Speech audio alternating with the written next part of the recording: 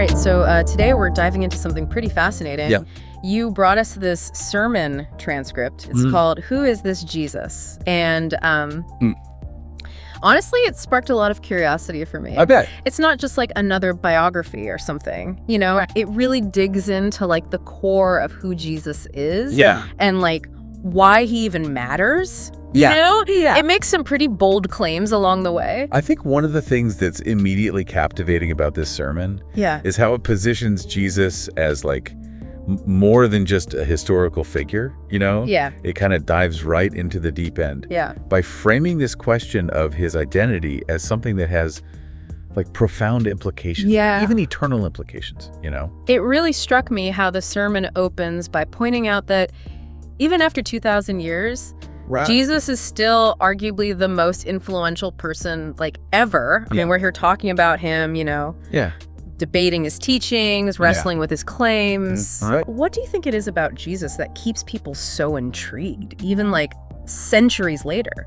I think it's just the radical nature of his teachings and claims that keeps drawing people in. You know, he challenged like societal norms. Yeah. He turned religious conventions upside down and of course claimed to be divine. Right. So it's this demand for a response, Yeah. you know, to either accept or reject him Right. that I think continues to fuel all of this discussion and debate Yeah. even today. And this sermon certainly doesn't shy away from how serious that choice really is. No, it doesn't. It pretty much argues that understanding Jesus isn't just like some intellectual exercise. Right. It's crucial for like our eternal destiny. That's quite a statement, wouldn't you say? Absolutely. Yeah. It lays out this whole framework where humanity is inherently flawed Yeah. and faces, you know, eternal consequences. Yeah. Unless we find salvation through Jesus. Right. It definitely raises the stakes. You know? Yeah. Makes it more than just like an interesting option, Right. but something we just can't ignore. Okay, so to build its case, the sermon spends quite a bit of time trying to validate the authenticity of the Bible itself. Okay. It proposes 4 ways to try to verify its truthfulness. Personal experiences, Yeah. scientific accuracy, Okay. miraculous events, Right. and fulfilled prophecies. Okay. Now, the part about personal experiences, you know, where it talks about lives transformed by following Jesus's teachings, Yeah. that's pretty powerful stuff. Yeah, it is. But I can also see how someone who hasn't had those experiences might be skeptical. Oh, yeah. You've hit on a crucial point there. Yeah. While those stories, you know, Yeah. they can be incredibly moving Yeah. and resonate deeply with believers. Mhm. They don't necessarily hold the same weight for someone coming from a more skeptical perspective. Yeah. It's almost speaking different languages. Yeah, it is. Yeah. Then it goes into the idea of scientific accuracy, pointing to things like the Bible mentioning that the earth is spherical, Yeah. or the hydrological cycle, you know, concepts that were understood long before modern science. Right. So it's trying to make this point that the Bible got some things right that science later confirmed. It's an interesting argument. Yeah. But I think it kind of raises this question of whether those instances of scientific accuracy Yeah. are like enough to validate the entirety of the Bible's claims, Right. especially the more supernatural ones. Yeah. You know, it's kind of like saying, Yeah. well, they got the shape of the earth, right? Yeah. So everything else must be true too, which might not be a universally convincing argument. Yeah. You know? Right. And then there's the argument about miracles. Yeah. Which the sermon uses as evidence of God intervening in the world. Yes. And this is where things can get a little tricky, Yeah. even for people of faith. You know, defining and verifying miracles can be incredibly subjective. What might seem like a miracle to one person could have like a perfectly natural explanation Yeah. for someone else. Right. So it's a topic that definitely requires like a deeper dive Yeah. and an open mind. Sure. Yeah. And finally, it gets into the idea of fulfilled prophecies, Right. highlighting predictions about Jesus and historical events that have actually come to pass. Yeah. You know, it's presented as like further proof that the Bible is divinely inspired. Prophecies are definitely a fascinating Yeah. but often like debated aspect of religious texts. Yeah. One of the challenges I think with prophecies Yeah. is that they can sometimes be open to interpretation. Yeah. It's important to look at like the specific prophecies the sermon mentions Right. and see if they truly align with the events as they unfolded historically. Right. Huh. Okay, so we've got these 4 ways. The sermon is trying to back up the Bible's authority. Okay. But then it moves to something that I found particularly intriguing. Okay. Jesus is claimed to be the I am, the name that God uses for himself in the Old Testament. Right. That's a pretty weighty statement, isn't it? It certainly is. Yeah. And it's a claim that has resonated throughout history. You know, when Jesus uses that phrase, I am, he's drawing this like direct connection back to the God of the Old Testament. Yeah. God who revealed himself to Moses Right. as I am in the book of Exodus. Exactly. The sermon uses this to kind of suggest that Jesus is declaring his eternal existence, Yeah.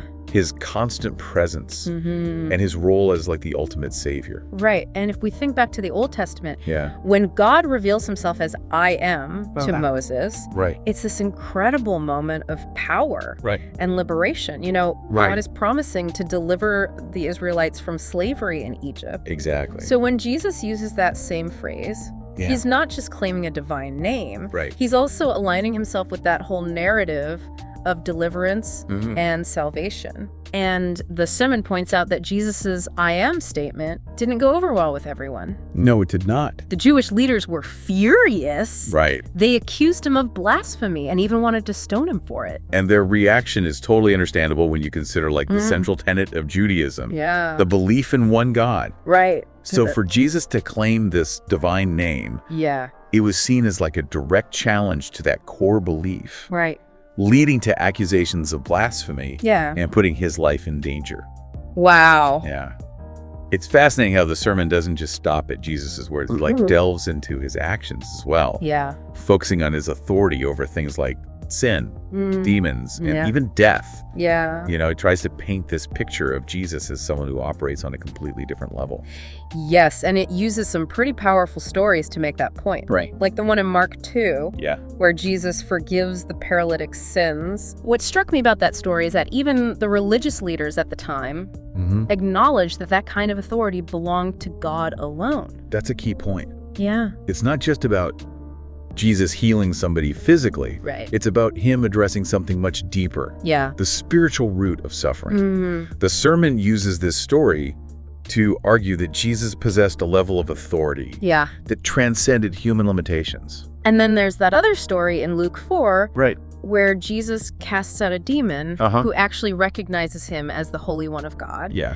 It's almost ironic that this demonic entity, Yeah. traditionally associated with like deception and rebellion against God, seems to see Jesus's true nature more clearly than many people do. It's a very thought-provoking detail. Yeah. Why would a being associated with darkness be the one acknowledging Jesus' divine identity? Right. It makes you wonder about the complexities of the spiritual realm Yeah. and how differently it might operate from our human understanding. And then, of course, there's the story that most people have probably heard, the one where Jesus raises Lazarus from the dead in John 11. Yeah. I mean, if you're trying to make a case for someone having power over death itself, Right. that's a pretty convincing story. It's definitely a powerful story. Yeah. And the sermon uses it not only to demonstrate Jesus's mastery over death, but also to foreshadow the resurrection promised to believers. Right. It's interesting to think about how these stories are interpreted today, though. Yeah. You know, some people take them as literal historical accounts, Right. while others might view them as symbolic or metaphorical narratives. Yeah. It really speaks to the different ways people approach faith Yeah. and spirituality. Right. And it's not just the miracles, though. Right. The sermon also praises Jesus' teachings, describing his words as unparalleled in clarity, Yeah. truth, Yeah. and authority, claiming they address life's most profound questions in a way that no one else has been able to. The sermon really emphasizes that there's something unique about Jesus' teachings. Yeah. You know, it argues that he wasn't just another philosopher or religious leader, Right. but a source of wisdom and insights that continue to resonate across cultures and time. Yeah.